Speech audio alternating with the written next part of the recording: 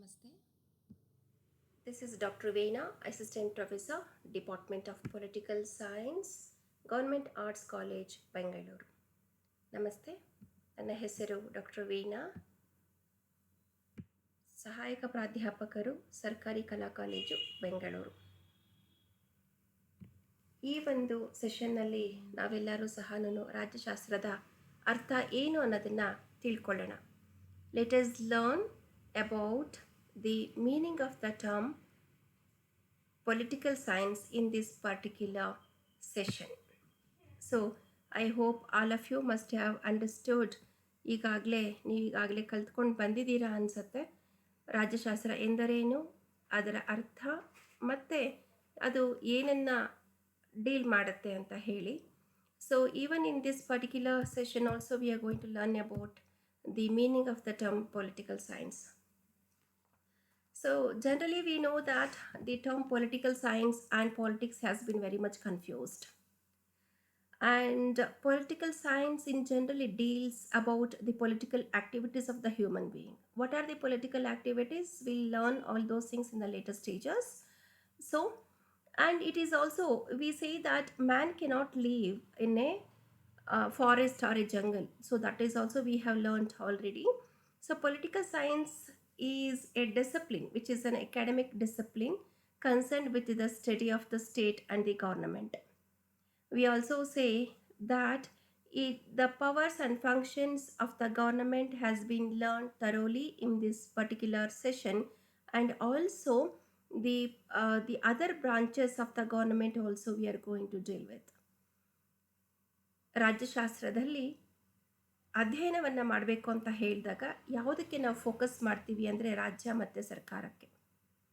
So ಅದಕ್ಕಿಂತ ಮುಂಚೆ ನಾನು ಹೇಳಿದೆ, ರಾಜಕೀಯ ಚಟುವಟಿಕೆಗಳು, ಮಾನವನ ರಾಜಕೀಯ ಚಟುವಟಿಕೆಗಳ ಬಗ್ಗೆ ರಾಜ್ಯಶಾಸ್ತ್ರದಲ್ಲಿ ನಾವು ಅಧ್ಯಯನವನ್ನು ಮಾಡ್ತೇವೆ ಅಂತ ಹೇಳಿ.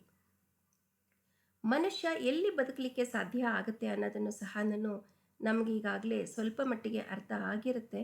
As we know that the human beings cannot live in jungle. So ಅವನು ಕಾಡಿನಲ್ಲೋ ಮತ್ತೆಲ್ಲೋ ಬದುಕಲಿಕ್ಕೆ ಸಾಧ್ಯವಿಲ್ಲ. ಆತ ಬದುಕಲಿಕ್ಕೆ ಸಾಧ್ಯವಾಗಿರೋದು ಸಮಾಜದಲ್ಲಿ ಮಾತ್ರ. ಸೊ ಎನಿಬಡಿ ಕ್ಯಾನ್ ಚಾಲೆಂಜ್, ಇಲ್ಲ ನಾನು ಇರ್ತೇನೆ ಅಂತ ಹೇಳಿ.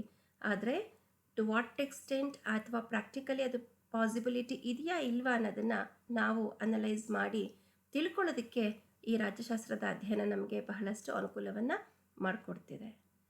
It is a systematic study of governance. ಏನು ರಾಜ್ಯಶಾಸ್ತ್ರ ಅಂತ ಹೇಳಿದ್ರೆ, ರಾಜ್ಯಶಾಸ್ತ್ರ ಅಂತ ಹೇಳಿದಾಗ ಸಿಸ್ಟಮ್ಯಾಟಿಕ್ ಆಗಿ ಅಧ್ಯಯನವನ್ನು ಮಾಡತಕ್ಕಂಥದ್ದು. ಸರ್ಕಾರವನ್ನು ಅಥವಾ ಆಡಳಿತವನ್ನು ನಾವು ಬಹಳ ಸಿಸ್ಟಮ್ಯಾಟಿಕ್ ಆಗಿ ನಾವಿಲ್ಲಿ ಅಧ್ಯಯನವನ್ನು ಮಾಡ್ತಾ ಹೋಗ್ತೀವಿ. And also we apply our own methods also. ಇದನ್ನು ಅಧ್ಯಯನವನ್ನು ಮಾಡಬೇಕು ಅಂತ ಹೇಳಿದಾಗ ತಮ್ಮದೇ ಆದಂತಹ ಒಂದು ವಿಧಾನಗಳನ್ನು ನಾವಿಲ್ಲಿ ಅಪ್ಲೈ ಮಾಡ್ತಾ ಹೋಗ್ತೀವಿ. It is a study of politics in theoretical and practical sense. ರಾಜ್ಯಶಾಸ್ತ್ರ ಅಂತ ಹೇಳಿದ್ರೆ ರಾಜಕೀಯದ ಬಗ್ಗೆ ಒಂದು ಅಧ್ಯಯನ, ಅದು ಸೈದ್ಧಾಂತಿಕವಾಗಿ ಇರಬಹುದು ಅಥವಾ ನಮ್ಮ ಒಂದು ಪ್ರಾಕ್ಟಿಕಲ್ ಆಗು ಸಹ ಅದನ್ನು ನಾವು ಹೇಳ್ತಾ ಹೋಗ್ಬೋದು.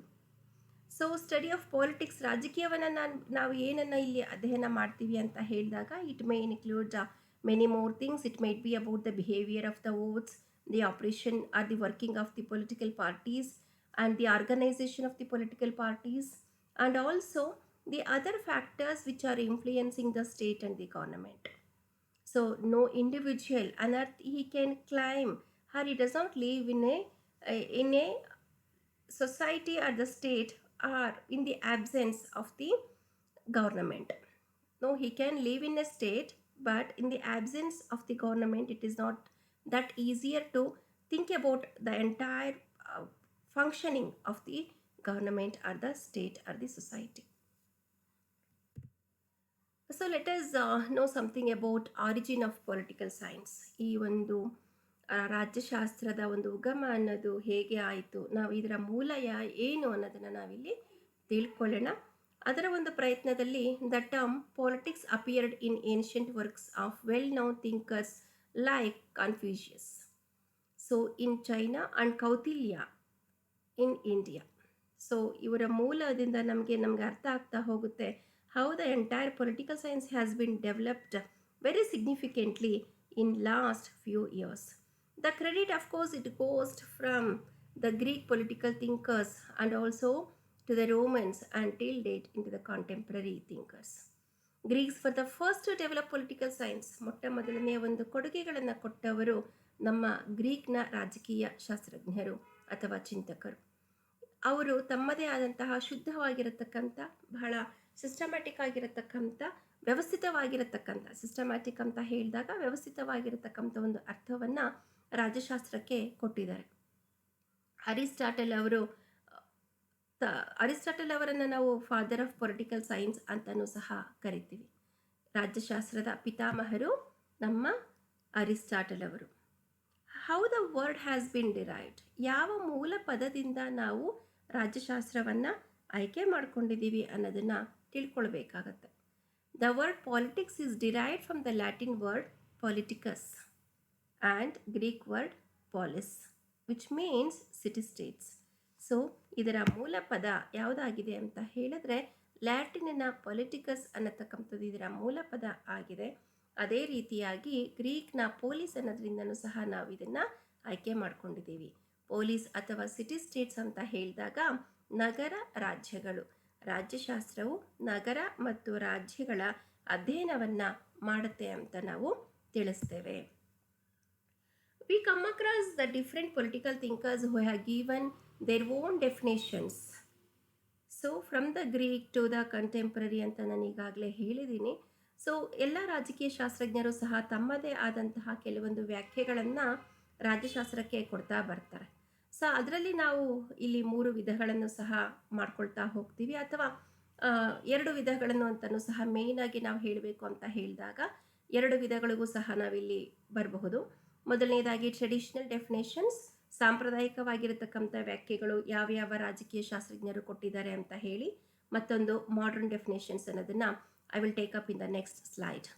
Traditional definitions, these are early definitions of political science which dealt generally with the state and government. So ಈ ಟ್ರೆಡಿಷನಲ್ ಡೆಫಿನೇಷನ್ಸ್ ಅಂತ ಹೇಳಿದಾಗ ಸಾಂಪ್ರದಾಯಿಕವಾಗಿರತಕ್ಕಂಥ ವ್ಯಾಖ್ಯೆಗಳು. ಮೊದಲನೇದಾಗಿ ನಾನು ಈಗಾಗಲೇ ಹೇಳಿದೆ, ರಾಜ್ಯಶಾಸ್ತ್ರವನ್ನು ಮೊದಲು ನಾವು ನೋಡಿದಾಗ ಅಥವಾ ಗ್ರೀಕ್ ಅವರು ಯೋಚನೆ ಮಾಡಿದಾಗ ಅವರಿಗೆ ಇದು ರಾಜ್ಯ ಮತ್ತು ಸರ್ಕಾರದ ಬಗ್ಗೆ ಮಾತ್ರ ಇದು ಡೀಲ್ ಮಾಡುತ್ತೆ ಅಥವಾ ಇದರ ಬಗ್ಗೆ ಒಂದು ಅಧ್ಯಯನವನ್ನು ಮಾಡುತ್ತೆ ಅಂತ ಅವರು ಹೇಳ್ತಾ ಇದ್ರು. ಸೊ ಪಾಲ್ ಜಾನೆಟ್ ಅವರು ಹೇಳ್ತಾರೆ, ಅವರು political science is that part of social science which treats the foundations of the state and the principles of government. So ಇವರು ಇನ್ನೂ ಒಂದು ಹೆಜ್ಜೆ ಮುಂದೆ ಹೋಗ್ತಾರೆ. ಅವರ ಪ್ರಕಾರ, ಪಾಲ್ ಜಾನೆಟ್ ಅವರ ಪ್ರಕಾರ, political science is that part of social science, ಇದು ಒಂದು ಸಮಾಜ ವಿಜ್ಞಾನ that treats the foundations of the ಸ್ಟೇಟ್ನ ಒಂದು ಉಗಮ ಅನ್ನೋದು ಹೇಗೆ ಆಗ್ತಾ ಹೋಗುತ್ತೆ, ಅದರ ಪ್ರಿನ್ಸಿಪಲ್ಸ್, ತತ್ವಗಳು, ಯಾವುದರ ತತ್ವಗಳು, ಸರ್ಕಾರದ ತತ್ವಗಳು ಏನೇನಿದೆ ಅನ್ನೋದನ್ನು ಸಹ ರಾಜ್ಯಶಾಸ್ತ್ರ ಅಧ್ಯಯನ ಮಾಡುತ್ತೆ ಅಂತ ಹೇಳಿ ಅವರು ತಮ್ಮ ವ್ಯಾಖ್ಯೆಯಲ್ಲಿ ಕೊಟ್ಟಿದ್ದಾರೆ. ಗಾರ್ನರ್ ಅವರ ಪ್ರಕಾರ, ಡಾಕ್ಟರ್ ಗಾರ್ನರ್ ಅವರು ಹೇಳ್ತಾರೆ, according to Garner he says political science begins and ends with the state. ರಾಜ್ಯಶಾಸ್ತ್ರ ಅನ್ನೋದು ಪ್ರಾರಂಭ ಆಗುವುದು ಮತ್ತು ಕೊನೆಯಾಗುವುದು ರಾಜ್ಯದಿಂದನೇ ಅಂತ ಗಾರ್ನರ್ ಅವರು ತಿಳಿಸ್ತಾರೆ. ಸರ್ ಜಾನ್ ಸೀಲೆ ಅವರ ಪ್ರಕಾರ political science investigates the phenomena of government as political economy, deals with wealth, biology with life, algebra with numbers and geometry with space and magnitude. So John Seeley ಅವರ ಪ್ರಕಾರ ಇದು ಒಂದು ಸಂಶೋಧನೆ ಅಥವಾ investigate. ಇದು ಯಾವ ರೀತಿಯ ಒಂದು ಇನ್ವೆಸ್ಟಿಗೇಷನ್ನ ಮಾಡುತ್ತೆ ಅಂತ ಹೇಳಿದಾಗ, ಗೌರ್ಮೆಂಟ್ ಒಂದು ರಾಜಕೀಯ ಅರ್ಥಶಾಸ್ತ್ರ ಅನ್ನೋ ಆಗಿರುತ್ತೆ. ಇದು ಒಂದು ಸಂಪತ್ತು ಇರ್ಬೋದು, ಬಯಾಲಜಿನಲ್ಲಿ ಇರತಕ್ಕಂಥ ಒಂದು ಜೀವ ಇರ್ಬೋದು, ನಂಬರ್ಸ್ ಇರ್ಬೋದು, ಅದರೆಲ್ಲದರ ಬಗ್ಗೆನೂ ಸಹ ಇದು ಇನ್ವೆಸ್ಟಿಗೇಷನ್ ಮಾಡುತ್ತೆ ಅಂತ ಹೇಳ್ತಾರೆ. Government as a political economy ಅಂತ ಹೇಳಿದಾಗ, just think about this, political science investigates a phenomena of government. So how it has been totally involved, what are the other angles where the government is going to deal with ಅನ್ನೋದನ್ನು ಜಾನ್ ಸೀಲೆ ಅವರು ಇಲ್ಲಿ ಹೇಳ್ತಾ ಬರ್ತಾರೆ. According to Stephen Leacock, he says that political science deals with the government. ಅವರ ಪ್ರಕಾರ ಇದು ಕೇವಲ ಸರ್ಕಾರದ ಬಗ್ಗೆ ಮಾತ್ರ ಅಧ್ಯಯನವನ್ನು ಮಾಡುತ್ತೆ ಅಂತ ಹೇಳ್ತಾ ಹೋಗ್ತಾರೆ. The next is about, as I mentioned, that we come across 2 major definitions are the differences between the traditional and the modern definitions. Traditional definitions ಅನ್ನೋದು ಏನೇನು ಅಂತ ನಾವು ತಿಳ್ಕೊಂಡಿದ್ದೀವಿ. ಈಗ ಮಾಡರ್ನ್ ಡೆಫಿನೇಷನ್ಸ್ನ ನೋಡಬೇಕು ಅಂತ ಹೇಳಿದಾಗ, ಮಾಡರ್ನ್ ಡೆಫಿನೇಷನ್ಸಲ್ಲಿ ಇಟ್ ಹ್ಯಾಸ್ ಸ್ಟಾರ್ಟೆಡ್ ಇದು ಸ್ಟಾರ್ಟ್ ಆಗೋದು 20ನೇ ಒಂದು ಶತಮಾನದಲ್ಲಿ. In the beginning of the 20th century they developed A new way of looking at political science. ಹೊಸ ರೀತಿಯಲ್ಲಿ ನಾವು ರಾಜ್ಯಶಾಸ್ತ್ರವನ್ನು ನೋಡತಕ್ಕಂಥದ್ದನ್ನ ಮಾಡ್ತಾ ಹೋಗ್ತೀವಿ. ಒಂದು ಹೊಸ ದೃಷ್ಟಿ ಅನ್ನೋದನ್ನು ನಾವಿಲ್ಲಿ ಕಾಣ್ತಾ ಹೋಗ್ತೀವಿ. ದೃಷ್ಟಿ ಅನ್ನೋದಕ್ಕಿಂತ ದೃಷ್ಟಿಕೋನ, ಬೇರೆ ದೃಷ್ಟಿಕೋನದಿಂದನೂ ಸಹ ನಾವು ಅಧ್ಯಯನ ಮಾಡತಕ್ಕಂಥ ಒಂದು ಪ್ರಯತ್ನವನ್ನು ನಾವಿಲ್ಲಿ ಮಾಡ್ತೀವಿ. This new approach is known as behavioural approach. ಇದನ್ನು ಬೇರೆ ಬೇರೆ ವಿಧಾನಗಳು ಅಂತ ಹೇಳಿದಾಗ ನಾವು ಬಿಹೇವಿಯರಲ್ ಅಂತ ಹೇಳಿದ್ರೆ ನಡವಳಿಕೆಯ ಒಂದು ವಿಧಾನದಲ್ಲಿ ಹೇಗೆ ನಾವು ರಾಜ್ಯಶಾಸ್ತ್ರವನ್ನು ಅಧ್ಯಯನ ಮಾಡಲಿಕ್ಕೆ ಸಾಧ್ಯ? Of course this question has been raised. The main thrust of the new view is the treatment of politics as an activity and a process. So ಇದರ ಮೋಸ್ಟ್ ಥ್ರಸ್ಟ್ ವ್ಯೂ ನ್ಯೂ ಅಂತ ಹೇಳಿದಾಗ, ನ್ಯೂ ವ್ಯೂ ಅಂತ ಅಂದರೆ ಹೊಸದಾಗಿರತಕ್ಕಂಥ ದೃಷ್ಟಿ ಅಂತ ಹೇಳಿದಾಗ, ನಮ್ಮ ಒಂದು ರಾಜಕೀಯವನ್ನು ಹೇಗೆ ನಾವು ಟ್ರೀಟ್ ಮಾಡ್ತಾ ಇದ್ದೀವಿ ಅಂತ ಹೇಳಿದ್ರೆ ಒಂದು ಆ್ಯಕ್ಟಿವಿಟಿ, ಚಟುವಟಿಕೆ, ಮತ್ತು ಅದರ ಪ್ರೋಸೆಸ್, ಪ್ರಕ್ರಿಯೆ, ಚಟುವಟಿಕೆ ಮತ್ತು ಪ್ರಕ್ರಿಯೆಯ ಮೂಲಕ ನಾವು ಅಧ್ಯಯನ ಮಾಡತಕ್ಕಂಥ ಒಂದು ಪ್ರಯತ್ನವನ್ನು ನಾವಿಲ್ಲಿ ಮಾಡ್ತೀವಿ. So I'll just give you all examples also for this behavioral approach. It is nothing but the way the people behave during the elections, or whenever there is something wrong, or whenever the government takes some decisions.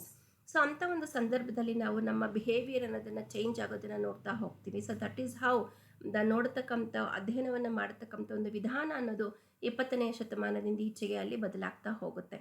ಪ್ರಕ್ರಿಯೆ ಅಂತ ಹೇಳಿದಾಗ ಯಾವ ಪ್ರಕ್ರಿಯೆಗಳನ್ನು ನಾವು ನೋಡ್ತಾ ಬರ್ತೀವಿ? It might B the step by step how the entire politics is been changing, or because the development ಆಗಬೇಕು ಅಂತ ಹೇಳಿದಾಗ changes is totally inevitable. So ಅದೇ ರೀತಿಯಲ್ಲಿ ರಾಜಕೀಯವನ್ನು ಅಥವಾ ರಾಜ್ಯಶಾಸ್ತ್ರವನ್ನು ಅಧ್ಯಯನ ಮಾಡತಕ್ಕಂಥ ಒಂದು ವಿಧಾನವನ್ನು ಸಹ ಬದಲು ಮಾಡ್ಕೊಳ್ತಾ ಹೋಗ್ತೀವಿ.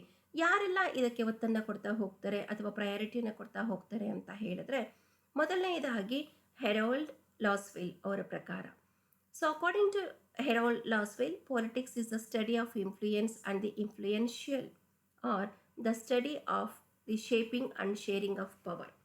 ಸೊ ಏನು ಅವರು ಏನನ್ನು ಹೇಳ್ತಾ ಹೋಗ್ತಾರೆ ಅಂತ ಹೇಳಿದ್ರೆ, it is an influence, a study of influence, and also it is a shaping or sharing the power. ನಾವೀಗಾಗಲೇ ನಮಗೆ ಗೊತ್ತಿರುತ್ತೆ ಹೇಗೆ ನಾವು ಅಧಿಕಾರವನ್ನು, ಒಂದು ಶಕ್ತಿಯನ್ನು ನಾವು ಶೇಪ್ ಕೊಡ್ತಾ ಹೋಗ್ತೀವಿ, ಅಧಿಕಾರವನ್ನು ಹೇಗೆ ಬಳಸ್ಕೊಳ್ತಾ ಆಗ್ತೀವಿ, ಅಧಿಕಾರದ ಒಂದು ಹಂಚಿಕೆ ಅನ್ನೋದು ಹೇಗಾಗಿದೆ, ಅವುಗಳ ಅಧ್ಯಯನವನ್ನು ನಾವಿಲ್ಲಿ ಮಾಡ್ತೀವಿ ಅಂತ ಅವರು ಹೇಳ್ತಾ ಹೋಗ್ತಾರೆ.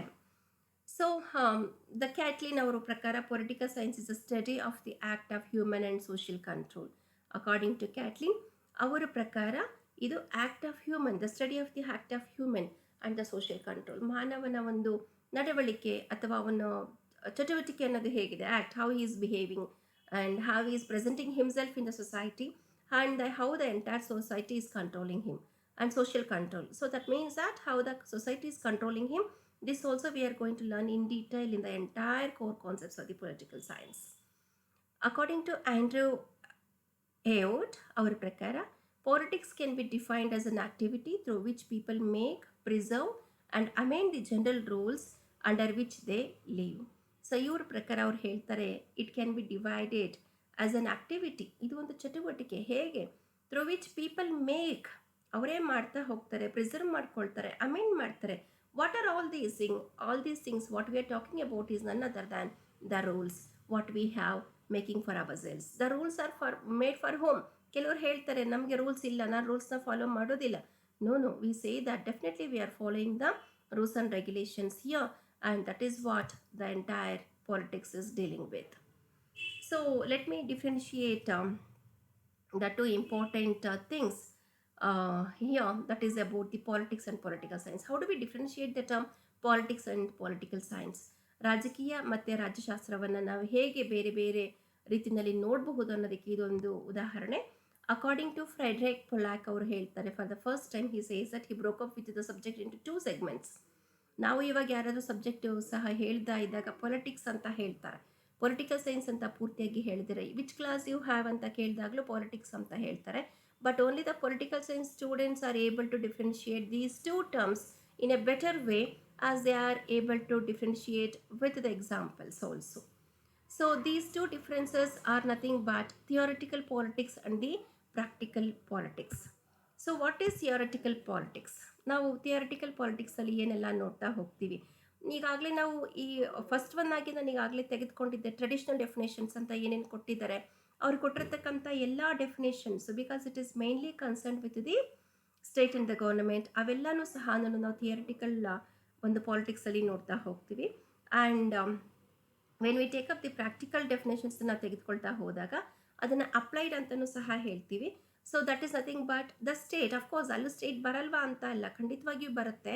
ಆದರೆ ಅಲ್ಲಿ ಹೇಗೆ ಇದು ಕೆಲಸವನ್ನು ಮಾಡ್ತಿದೆ ಅಥವಾ ಅದರ ಕಾರ್ಯಗಳೇನು ಅನ್ನೋದನ್ನು ನಾವು ಆಕ್ಚುಯಲ್ ವರ್ಕಿಂಗ್ ಆಫ್ ದ ಗೌರ್ಮೆಂಟಲ್ಲಿ ನೋಡ್ತಾ ಹೋಗ್ತೀವಿ. So it is about the actual working of the government and administration, political action and election. ಎಲೆಕ್ಷನ್ಸ್ನ ನೀವು ಒಂದು ಎಕ್ಸಾಂಪಲ್ ತೆಗೆದುಕೊಂಡ್ರೆ ಸಾಕಾಗ್ತಾ ಹೋಗುತ್ತೆ ಅದರಲ್ಲಿ. ಸೊ ಹೇಗೆ ನಾವು ಇಡೀ ಒಂದು ದೇಶದಲ್ಲಿ ನಮ್ಮಲ್ಲಿ ಇರತಕ್ಕಂಥದ್ದು ಡೆಮೋಕ್ರಸಿನಲ್ಲಿ ಹೇಗೆ ನಾವು ಕೆಲಸವನ್ನು ಮಾಡ್ತಾ ಇದ್ದೀವಿ. So it cannot be called only a democracy in India, the Indian democracy is also called participatory democracy. ಭಾರತದಲ್ಲಿರತಕ್ಕಂಥ ಒಂದು ಎಲೆಕ್ಷನ್ಸ್, ಇವತ್ತಿನ ದಿನ ಚುನಾವಣೆಗಳು ನಡೀತಾ ಇದೆ ಅಂತ ಹೇಳಿದ್ರೆ ಅದಕ್ಕೆ ಕೊಡುಗೆಗಳನ್ನು ಕೊಟ್ಟಿದ್ದು ನಮ್ಮ ಪ್ರಜಾಪ್ರಭುತ್ವ. ಇದನ್ನು ಕೇವಲ ಪ್ರಜಾಪ್ರಭುತ್ವ ಅಂತ ಹೇಳಿದ್ರೆ ಸಾಲದು, ಇದನ್ನು ನಾವು ಭಾಗವಹಿಸುವಿಕೆಯ ಪ್ರಜಾಪ್ರಭುತ್ವ ಅಂತಲೂ ಸಹ ಕರಿತಾ ಹೋಗ್ತೀವಿ. So when we start participating in this, that is what the actual working ಅಂತ ಹೇಳ್ತಾ ಹೋಗ್ತೀವಿ, where it has been linked from state, government and also the people. The entire activity has been covered under the practical politics. Theoretically politics do not study the actual working ನ ನಾವಿಲ್ಲಿ ನೋಡಕ್ಕೆ ಹೋಗೋದಿಲ್ಲ. ಬಲ್ಲಿ ಥಿಯರಿಟಿಕನಲ್ಲಿ ಒಂದು ರಾಜ್ಯ ಇದೆ, ಸರ್ಕಾರ ಇದೆ, ಇದು ಹೀಗೆ ಮಾಡಬೇಕು ಅನ್ನತಕ್ಕಂಥ ಕೆಲವೊಂದು ಏನೋ ಇಮ್ಯಾಜಿನೇಷನ್ನ ಇಟ್ಕೊಂಡು ನಾವಿಲ್ಲಿ ಅದರ ಅಧ್ಯಯನವನ್ನು ಮಾಡತಕ್ಕಂಥದ್ದನ್ನು ಕಾಣ್ತಾ ಹೋಗ್ತೀವಿ. That is what we have learned under the traditional approaches. So here I have completed the meaning of the term political science. Thank you one and all.